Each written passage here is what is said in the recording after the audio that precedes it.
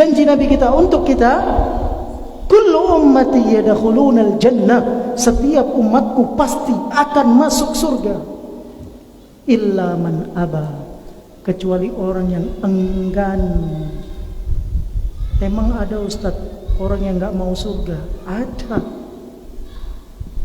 Ada orang yang enggak mau masuk surga. Antum heran? Seperti itulah sahabat juga heran. Sehingga sahabat bertanya kepada Rasulullah, "Waman ya'ba ya Rasulullah?" Siapa yang enggan masuk surga wahai Rasulullah?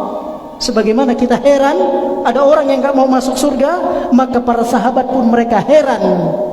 Kok ada orang yang enggak mau masuk surga? Maka Nabi menjawab, "Man ata'ani dakhalal jannah."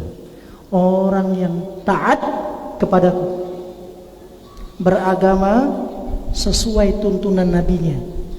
Nabi kita satu yang kita ikuti dalam beragama, Nabi Muhammad sallallahu alaihi wasallam.